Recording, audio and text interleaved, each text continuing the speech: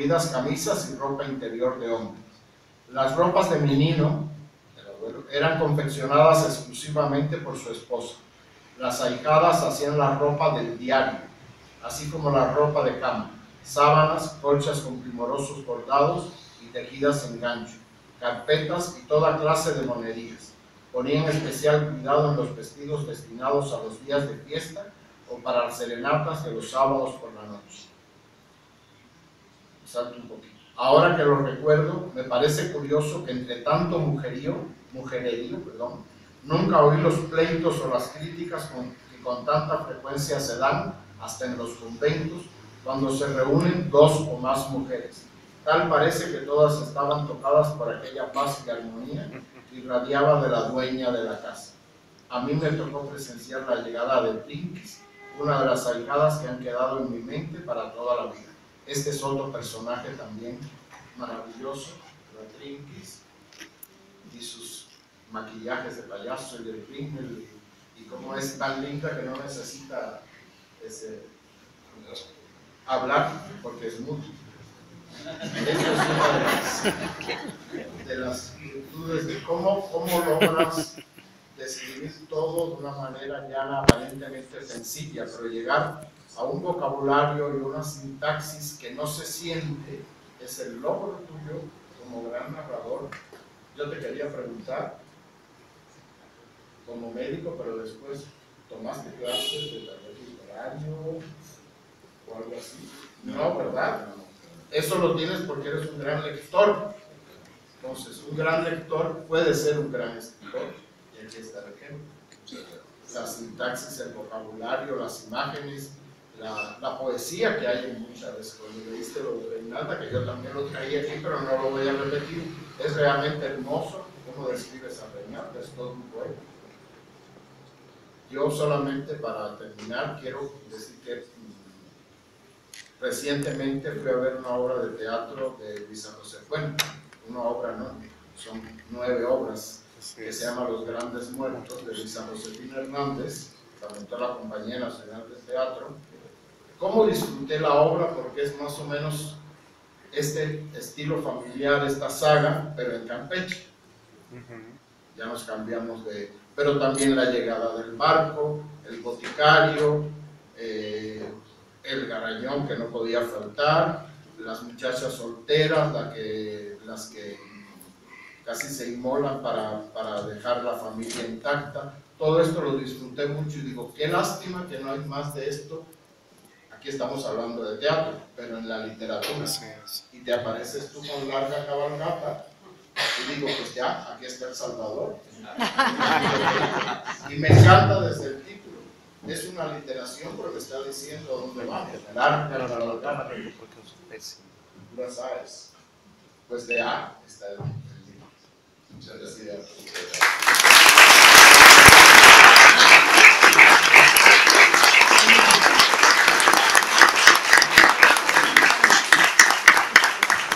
La apuesta por los libros, por el arte y por la cultura es siempre una apuesta por la paz. Lo sucedido en Líbano hace pocos días, lo que sucede en París, lo que sucede en Turquía, lo que sucede en México, son cosas que no deben suceder. Si leyéramos más, estuviéramos más metidos en la cultura, habría menos violencia. Hace 100 años que la migración libanesa empezó en México, este libro sale en esa coyuntura, como ha dicho ya Enrique, representa muy bien esa migración, y yo quiero leerles un par de cuartillas para saludar la aparición de la cabalgata. El exilio, las migraciones, los desplazamientos han tenido a lo largo de la historia una importancia enorme y un claro sentido de sobrevivencia.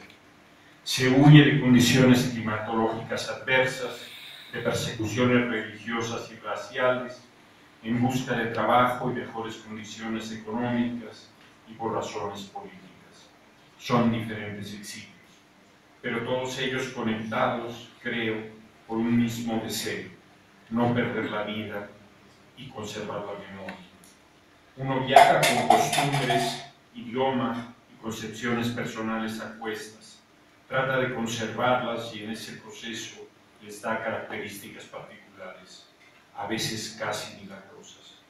Idiomas que se conservan durante siglos al margen de su evolución en otros parajes, como el español que es ladino.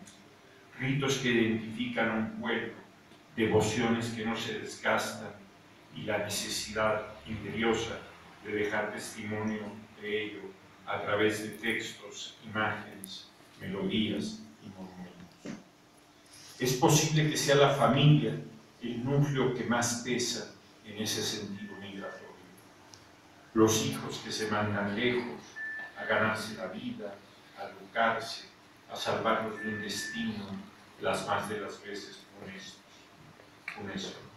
Se trata sin duda de un desprendimiento, diría que de una amputación de lo más querido, y que ese proceso testimonial sea sobre todo de cara a esa familia, tanto a los que se quedan como a los que nos acompañan, a los que mueren y pasan a formar parte del pasado, pero sobre todo para los que han de venir en otros contextos y condiciones. Siempre se testifica, se recuerda para el futuro, para que no haya olvido. Por eso la memoria es un arte, por eso el arte es memoria. México es una nación que tiene su pozo más profundo en la migración. Las tribus precolombinas conservaban en su anhelo sedentario un espíritu nómada. Esta ciudad en la que vivimos fue fundada por tribus migrantes en busca de una tierra señalada. Eso mucho antes de que nos descubrieran los europeos como un nuevo mundo y la migración primero española y después en cascada de prácticamente toda Europa. Descubrir y colonizar se volvieron casi sinónimos. Tal vez eso explique la ambigüedad de nuestra nación, tierra de acogida y tierra de desconfianza del extranjero, tierra generosa y árida a un tiempo, fruto de mestizajes y violaciones, amores e imposiciones. No voy aquí a repasar los muchos exilios que han llegado y siguen llegando a nuestras costas, con diferentes suertes y destinos. La novela que hoy nos convoca aquí, Larga Cabalgata, alude desde su mismo título a una específica, la libanesa, que nos trajo otras costumbres, sabores en la cocina, olores en los perfumes, hombres y mujeres trabajadores que hoy forman ya parte de nuestra sociedad y nuestra cultura. De ello, la novela de Octavio Curiel es una bitácora intensa e inspirada que escogió la ficción narrativa, esa máscara tan propia de nuestro tiempo desde que Cervantes le dio carta de modernidad, o Benengeli si le hacemos caso. Que su narración tenga un descarado y a su mismo sesgo autobiográfico no le quita que sea una novela. Él recuerda, como quería la gran escritora Rosa Chasset, desde antes de nacer, pues su imaginario se ha alimentado de charlas y anécdotas, de historias y vivencias recordados colectivamente por esa familia nuclear de la que hablé antes. Núcleo que además se reinventa a cada momento en los hijos, los amigos, los nietos, y que generalmente se organiza en torno al trabajo. Por ejemplo, lo ya citado, cuando se reúne la cosecha. La novela nos permite asumir la memoria como selectiva, sin tener que responder a una obligación totalizadora. Por eso Octavio Curiel escoge contar su saga familiar como una ficción, y eso le da un subrayado de realidad. Gracias a la sensibilidad del autor, la novela se nos impone como tal, emociona cómo se va dibujando el desplazamiento, fruto a la vez de elecciones y azares, cómo se van encontrando los protagonistas como caminos ya hollados, como muestras tan imprevistas que parecen milagrosas de solidaridad y apoyo, cómo se presentan también sinsabores y conflictos, desencuentros se diría que naturales, pero en realidad humanos y culturales. El modelo ya clásico es para nosotros 100 años de soledad. La saga familiar acotada por el tiempo de la descendencia. Pero Octavio se contagia de atmósfera rufiana por momentos o de retratos propios de un Agustín Yáñez o un Mariano Azuela. Pero sobre todo, quiero citar aquí, Larga Cabalgata me ha hecho pensar en Joao Guimarães Rosa, el gran escritor brasileño, autor del Gran Sertón de Heredas. Guimarães, como Curiel, pertenece a esa ya insigne progenie de los escritores médicos, como si ellos, que conocen la grandeza y miseria del funcionamiento orgánico, estuvieran, por ese conocimiento, mejor dispuestos a entender el funcionamiento del alma. Así Curiel, combinando una narración realista con reflexiones interiores de sus personajes, va dibujando a sus protagonistas con la construcción única de la excepción, justamente aquello que nos vuelve personajes de novelas. El testimonio suele partir de un "esto nos pasó a todos", y yo soy un ejemplo, mientras que la novela dice "esto le pasó a Juan o a Pedro", y por eso ellos, y de pasada yo, el escritor, somos malos ejemplos. No podemos reducir el asunto ni a cifras ni a acontecimientos. En el centro de la novela, como en el centro de la memoria, están las personas. Y así, esos personajes y las personas que hay detrás, si las hay, siguen vivos como personas en cuanto personajes. Frente a textos de aprendizaje como el retrato del artista adolescente de Joyce o el joven Torles de Musil, hay otras que son de plena madurez, o, si se me permite el neologismo, de aprendimiento, narraciones que dictan la madurez. Por eso, la paradoja de que un primer libro sea de gran madurez tiene que ver con el lento destilarse del deseo de escribir en Octavio Curiel, más que en escribir en sí mismo. El libro se sedimenta por igual en cuadernos de apuntes o en la memoria, en recuerdos prestados y en conversaciones de sobremesa puntuadas por la melancolía. Octavio Curiel cumple su deseo con creces en Larga Cabalgata, obra personal que es a la vez memoria colectiva. En efecto, Ana María no había bebido, le habían dado una novela. Gracias.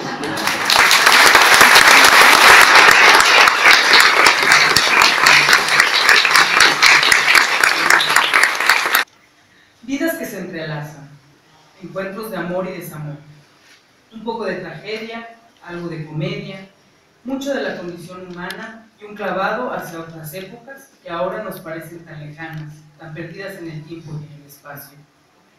Así es esta grata novela de Octavio Curiel, que retrata una era que ahora nos parece casi fantástica, pero que vivieron en carne propia nuestros abuelos, los padres de nuestros abuelos, nuestros tíos. A modo de pequeño prólogo dice el autor: los acontecimientos narrados sucedieron hace más de 100 años, pasaron de boca en boca, de generación en generación, así que posiblemente cada narrador aumentó o eliminó lo que le pareció más conveniente. Las fechas coinciden y los personajes existieron. Estoy seguro de que las cosas pasaron tal y como yo las narro, porque así sucedieron en mi imaginación. Hasta aquí es la cita de este prólogo. Entonces nos preguntamos, ¿qué sucedió en verdad? Todo. Y digo todo porque es en una novela en la que el autor logra transmitir la esencia de sus personajes y la anécdota se narra de manera fluida. Podemos decir que lo que leemos es verdadero y que así sucedió. Esa es la labor del buen narrador, dar verosimilitud a su historia, sin importar realmente si se apega a la realidad o no, o qué tanto. Y eso es lo que logra Curiel con esta novela honesta y amena, entregándonos una serie de personajes que desde el primer momento hacemos nuestro. Pero antes de continuar me gustaría especificar que esta no es una novela propiamente dicha, sino que está compuesta en realidad por cuatro cuentos largos o novelas que al final conforman una sola unidad. La definición de novela que nos da Mario Benedetti en su ensayo Tres géneros narrativos es la siguiente. En la novela la versión es total. Se discriminan los hechos, se les ubica a los personajes inescrupulosamente en la historia y escrupulosamente en la fantasía. Se analizan los pensamientos desde fuera y desde dentro, desde el testimonio de quien asiste a su eclosión y desde la mente que los genera. Cada peripecia, cada proceso, cada historia tiene raíces en el pasado, proyecciones en lo venidero. Es un mero resorte que, al igual que en la vida, se conecta aquí y allá con otros peripecias, otros procesos, otras historias. Fin de la cita. El mismo autor nos dice de la novela corta lo siguiente. Así como la palabra que define el cuento es la peripecia, lo que parecería definir la novela es el proceso, al hecho, al estado de ánimo, al simple retrato, que en el cuento aparecen a modo de instantánea. Se les agrega aquí su evolución, parcial naturalmente, ya que la evolución total solo cabe en una estructura de novela. Es decir, que cuando la ficción corta efectivamente la realidad, ya estamos enterados, o nos vamos a enterar a renglón seguido, del ambiente, del carácter, de las condiciones especiales en que ese corte se produce. El cuento actúa sobre el lector en función de la sorpresa. La novela recurre a la explicación. Naturalmente, la perspectiva es otra. Fin de la cita. Entonces, larga cabalgata desde las montañas del Líbano hasta las playas de Puerto Vallarta, para citar el título completo, es un título sugerente que deja entrever el recorrido por el que el autor nos llevará a través de sus páginas. Pero esta es una cabalgata compuesta por 4 diferentes trotes, en los que a modo de novela el autor nos muestra la historia del protagonista como el azulejo que integra el mosaico de lo que será la novela entera. A su vez, iremos encontrando a estos mismos protagonistas a manera de personajes secundarios en las subsiguientes novelas. Así, conocemos de cerca la historia de Micaela y su hija María Laura, quien ha de toparse con la adversidad desde su mal habida concepción para ir en busca de su propia realización. Ambas mujeres, madre e hija, se convierten en víctimas de situaciones adversas que las tienen, aparentemente, perdidas para la sociedad mojigata y cerrada de fines del siglo XIX. Son mujeres condenadas desde el inicio por su misma condición femenina y que, sin embargo, son luchadoras natas y dispuestas a afrontar el infortunio desde su trinchera de sexo débil. Asimismo, esta historia refleja la idiosincrasia, la moral religiosa y el clasismo que se vivía en aquella época y que algunas de sus manifestaciones se muestran incluso en nuestros días. Desde lo alto de este par de historias podemos empezar a vislumbrar el entramado de otros personajes y otras situaciones con los que nos volveremos a topar en los subsiguientes capítulos, narrados a la manera, como decía yo anteriormente, de novela. De este modo conocemos la siguiente historia, la de Trinquis, de la cual ya hicieron mención. Es una de las tantas ahijadas de Doña Luz y que llega a la mansión de los García en brazos de un padre escuálido y casi moribundo, que por falta de recursos habrá de dejar a su hija al cuidado de las caridades de Doña Luz, una mujer decidida a darle un cálido hogar a cuanta huérfana o niña abandonada llegue a su casa y a su vida. Sobreviviendo apenas, esta pequeña criatura recién nacida se integra a la algarabía de historias entrecruzadas y cuya discapacidad no le impide llevar una vida bastante normal y feliz al lado de su familia adoptiva. Pero el desenlace de la historia de Trinquis no lo conocemos sino hasta el capítulo que lleva por nombre Reinalda. Un desenlace trágico como lo había sido su nacimiento mismo.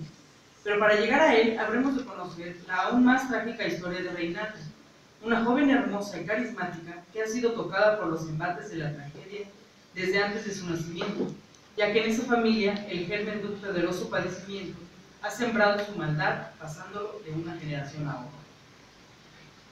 La historia de esta joven se entrelaza a su vez con la de Tomás Schewel, cuya vida conoceremos en el último relato de O Nouvelle, en donde se narran las aventuras de un par de hermanos de origen libanés que huyen de su tierra natal ante la amenaza de ser reclutados por el ejército turco. Los Schewel se embarcan a tierras americanas después de que el hermano mayor desaparece a manos de los turcos. Ya que sus progenitores prefieren ver a sus hijos lejos de casa pero vivos, los hacen embarcar en un navío que los llevará al otro lado del mundo. Aterrados y jóvenes, el par de hermanos se enfrenta a la incertidumbre, al miedo, al aprendizaje de un nuevo idioma, al clima tropical y la sobrevivencia. Luego de recorrer varias ciudades y estados de la República Mexicana, desde Veracruz hacia Puerto Vallarta, pasando por Puebla y la Ciudad de México, los hermanos se instalan en el que se convertirá en su hogar definitivo. Ahí encontrarán amor y desamor, felicidad y desgracia, trabajo y prosperidad. Un nuevo viaje de regreso a casa llevará al menor de los dos, Tomás, a reencontrarse a sí mismo y a su porvenir. Y de regreso a México, se instala una vez más y esta vez para siempre. Larga Cabalgata es una novela compuesta por estas 4 novelas que conforman un pequeño universo de una sociedad y un modo de vida de finales del siglo XIX y principios del XX. Plasma en sus páginas la realidad mexicana de un país conformado por muchos tipos de conquistas, desde la española hasta la integrada por inmigrantes de todos puntos del orbe y que dieron identidad a nuestra nación. Esta novela extrae un pedazo de mexicanidad con la que todos los connacionales nos sentimos identificados, pues no hay uno solo de nosotros que no descienda de algún extranjero perdido de sus costumbres y de sus lugares de origen. Venimos de italianos, franceses, sirios, africanos, libaneses y desde luego españoles. Encontramos así un punto de conexión que nos identifica. Esta es una bien lograda novela, extraordinariamente bien lograda novela, que nos hará recordar las historias que escuchábamos en la infancia, sentados en el suelo de la sala en voz de nuestros abuelos. Esta es la historia de todos nosotros. Muchas gracias.